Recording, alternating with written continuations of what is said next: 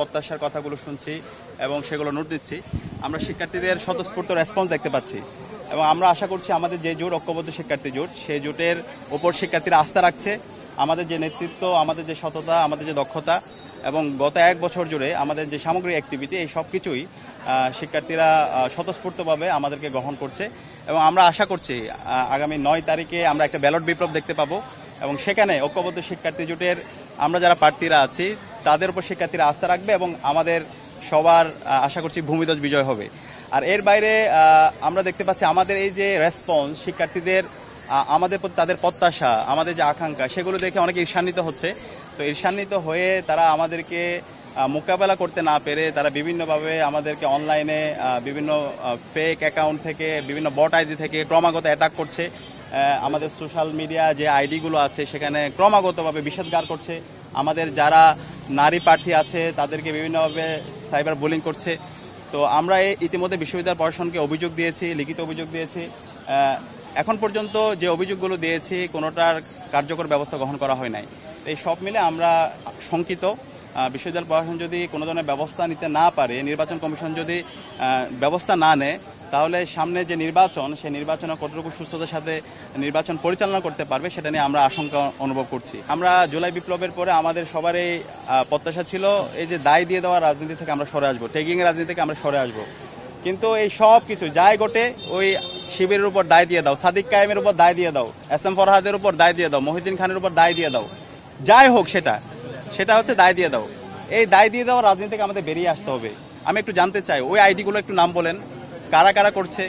মানে এখন যেটা হয়েছে, বিভিন্ন জায়গায় আমরা দেখতে পাচ্ছি ক্রমাগত আমাদের বিরুদ্ধে প্রপাগান্ডা হচ্ছে। আমার বিরুদ্ধে প্রায় 70 থেকে 80টা আইডি খুলে ক্রমাগত প্রপাগান্ডা করা হচ্ছে। তো এই যে আমার বিরুদ্ধে প্রপাগান্ডা করা হচ্ছে এবং আমাদের অন্যান্য প্রার্থীদের বিরুদ্ধে প্রপাগান্ডা করা হচ্ছে, সেটাকে তারা ভিন্ন কাতে নিয়ে যাওয়ার জন্য তারা কাউন্টার এই ধরনের একটা ন্যারেটিভ তৈরি করছে। তো আমি আপনাদেরকে দায়িত্ব দিতে চাই, সাংবাদিক বৃন্দদেরকে, আপনারা একটু আইডেন্টিফাই করেন। সোশ্যাল মিডিয়ায় ঢুকলে, বর্তমানে ট্রেন্ডিংয়ে ঢুকলে দেখতে পাবেন এই ধরনের বট আইডিগুলো কারা চালাচ্ছে, কারা প্রার্থীদেরকে বিষোদ্গার করছে। তো এটা যদি আপনারা একটু আইডেন্টিফাই করেন, একটা নির্দিষ্ট গোষ্ঠীকে খুঁজে পাবেন। তো এদের বিরুদ্ধে আমাদের প্রতিরোধ জারি রাখতে হবে। আর এই যে দায় দিয়ে দেওয়া রাজনীতি থেকে বেরিয়ে এসে যারা অপরাধী, যে অপরাধ করছে, যে নারীকে শ্লীলতাহানি করছে, যে সাইবার বুলিং করছে, এরা হচ্ছে কালপ্রিট। তাদেরকে আইডেন্টিফাই করুন, আইডেন্টিফাই করে তাদেরকে বিচারের আওতায় নিয়ে আসুন। এটা হচ্ছে আমাদের দাবি।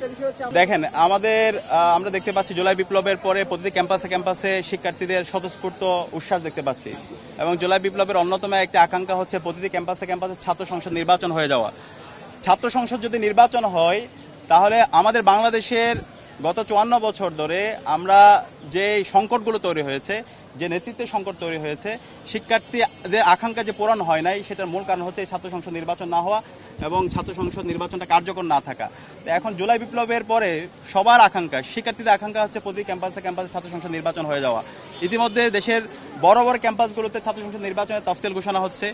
সেই তফসিল ঘোষণার পরে ক্যাম্পাসগুলোকে অস্থিরতা দিকে নিয়ে যাওয়ার জন্য এখানে পরাজিত শক্তি, পাশাপাশি খুনি হাসিনার বিভিন্ন দোসররা তারা বিভিন্নভাবে মেকানিজম করছে।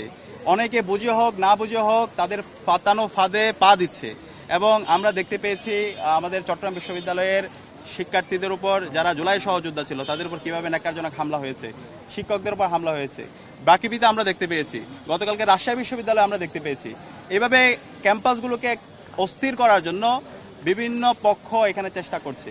তো সে জায়গা থেকে আমরা অনুরোধ করব, জুলাইয়ে আমরা যারা সহযোদ্ধা ছিলাম, ফেসিবাদ বিরোধী আমরা যারা লড়াই করেছি, আমাদেরকে এই জায়গায় কনসেনসাসে আসতে হবে। ক্যাম্পাসে স্থিতি অবস্থা, ক্যাম্পাসে একটা গণতান্ত্রিক পরিবেশ এনশিওর করার জন্য আমাদেরকে এই সমস্ত যারা বাংলাদেশে সংকট তৈরি করেছিল, বাংলাদেশে যারা শিক্ষার্থীদের উপর নির্যাতন নিপীড়নকে বৈধতা দিয়েছিল এবং পতিত ফ্যাসিস্টদের বিরুদ্ধে তাদের শাস্তি ব্যবস্থা করার ব্যাপারে আমাদেরকে ঐক্যবদ্ধভাবে আমাদেরকে একটা কনসেনসাসে আসতে হবে।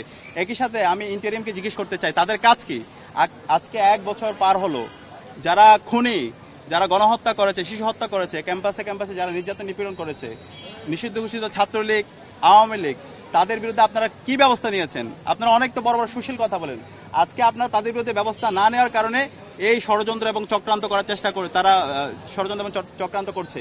একই সাথে যে প্রশাসন, আমরা যদি দেখি পুলিশের মধ্যে যে পুলিশ হেলিকপ্টার থেকে আমাদেরকে গুলি করেছে, আমাদের হাজার হাজার ভাই বোনকে শহীদ করেছে, তাদের বিরুদ্ধে আপনারা কি ব্যবস্থা নিয়েছেন? আমরা কি এখন পর্যন্ত পুলিশ সংস্কার দেখতে পেয়েছি? একই সাথে যে সচিবালয় থেকে শুরু করে অ্যাডমিনিস্ট্রেশনে সকল ফেসিবাদের দূষণরা এখনো বসে আছে, তাদের প্রমোশন হচ্ছে, তারা সব ধরনের ফেসিলিটিস নিচ্ছে। তো এইভাবে যদি চলতে থাকে তাহলে তো এটা শহীদদের আকাঙ্ক্ষার আলোকে বাংলাদেশ হয় না, এটা সম্পূর্ণ একটা ইন্টারিমের ব্যর্থতা, তাদের অযোগ্যতা। এই কারণে আজকে পরাজিত শক্তি তারা বিভিন্ন ধরনের ষড়যন্ত্র এবং চক্রান্ত করার চেষ্টা করছে। আমরা যারা এই জুলাই বিপ্লবের যারা সহযোদ্ধারা ছিলাম, অনেকে না বুঝে তাদের পাতানো ফাঁদে পা দিয়ে ফেলছি। আমি সবাইকে অনুরোধ করব, এই ফেসিস্টদের বিরুদ্ধে, এই খুনি হাসিনার বিরুদ্ধে, এই নিষিদ্ধ ঘোষিত ছাত্রলীগের বিরুদ্ধে আমাদের লড়াই জারি রাখতে হবে এবং ক্যাম্পাসে ক্যাম্পাসে আমাদেরকে একটা কনসেনসাসে আসতে হবে। এবং আমরা আশা করছি আমরা সবাই দায়িত্বশীল আচরণ করে এই ফেসিবাদের বিরুদ্ধে আমরা আমাদের লড়াই সংগ্রাম জারি রাখবো এবং একটা গণতান্ত্রিক পরিবেশ আমরা নিশ্চিত করব।